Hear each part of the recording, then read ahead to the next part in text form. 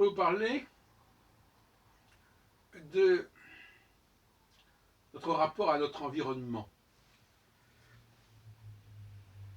Notre environnement animal, végétal, minéral. Quand je dis minéral, je pense aussi bien aux planètes que à la pierre. Quand je pense à végétal, je pense aux plantes. Quand je pense à l'animal, je pense aux animaux domestiques et également aux êtres humains qui deviennent esclaves, ou tout simplement domestiques, comme on dit. Cet environnement que nous sommes arrivés progressivement à apprivoiser, qui nous était étranger au départ, et qui est devenu, qui s'est mis en orbite en quelque sorte autour de nous, à travers les siècles, les âges. C'est un environnement qui est quelque part aliénant, forcément. Aliénant au sens où il interfère, il est intrusif, même si nous-mêmes nous avons été véreux. Il s'est créé un lien entre nous et notre environnement. C'est vrai aussi pour un empire qui s'est étendu progressivement et qui a annexé, dans le mot annexé, il y a l'idée de proximité, annexé des éléments plus ou moins proches, pas toujours d'ailleurs. Quand l'empire colonial français s'est constitué, il est allé se constituer outre-mer en partie, et non pas forcément dans la proximité immédiate. Tout ça est très intéressant. Comment nous vivons, comment nous gérons notre relation avec ce qui est à la fois proche de nous, mais qui n'est que proche de nous, qui n'est pas nous. La proximité, ce n'est pas l'identité.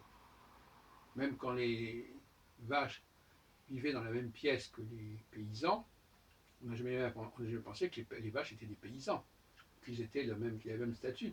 Et juridiquement, on sait très bien que tuer une vache n'a pas les mêmes conséquences que tuer un être humain.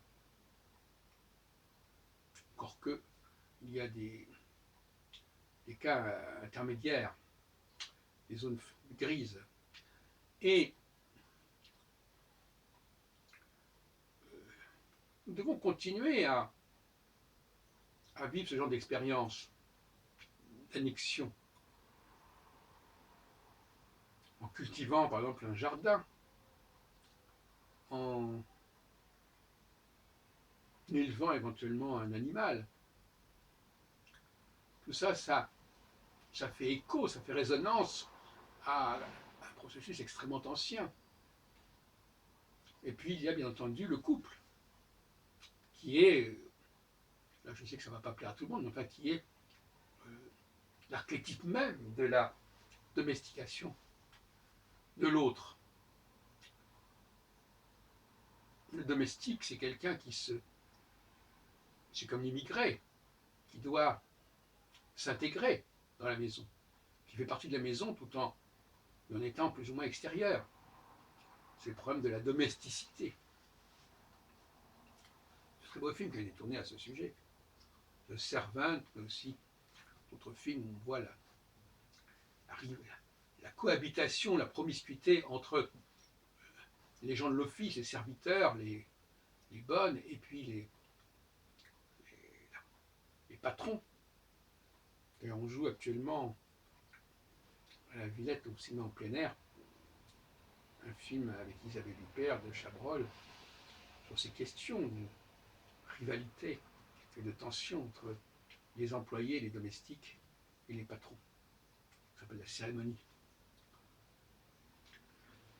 Par conséquent, l'expérience de la domestication de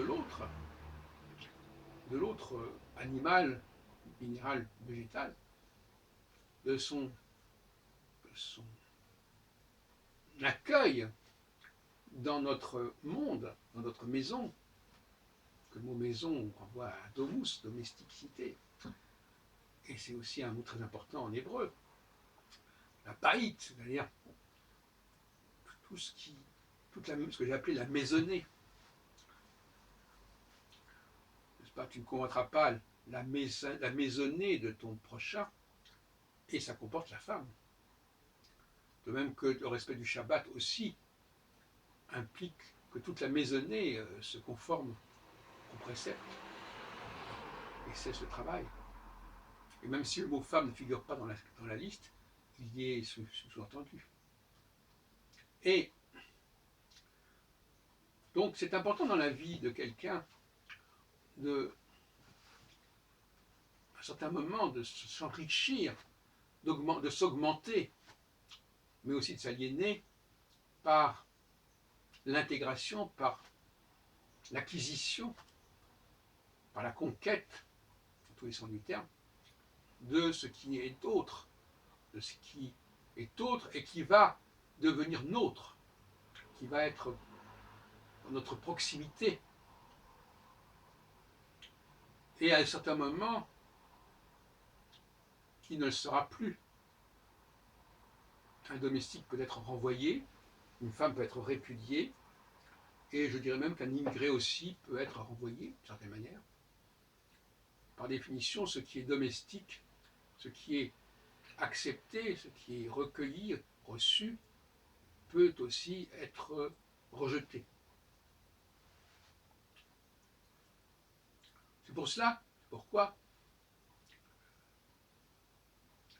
il y a une réversibilité de la domesticité. Quelque chose qui est entré et qui peut repartir. Et ça, c'est un cycle fondamental. Nous sommes constamment dans une cyclicité de l'acquisition et de la consommation, ce qui veut dire la disparition de ce qu'on a acquis d'une certaine manière, ce qui s'est consumé, et ou la consommation ou le rejet. Le divorce, le licenciement, la mise à pied. Et la grande hantise des gens qui sont dans la domesticité, aussi variée que puisse être cette population, c'est justement la hantise de se voir éloigné, rejeté, après avoir été intégré et accepté.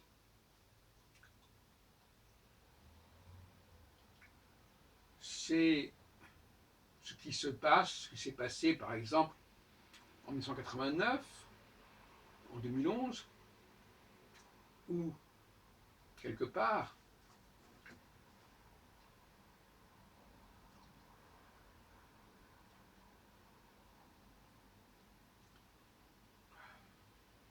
il y a eu un abandon du peuple par ses élites, par la puissance dominante, comme en 1960 aussi, avec l'empire colonial qui a été bradé en quelque sorte. À un moment donné, ce que nous avons acquis, ce que nous avons annexé, nous avons éventuellement, aussi bien individuellement qu'en tant que collectivité, nous avons à y renoncer, à nous en délester. Et puis ça peut revenir, c'est un phénomène cyclique.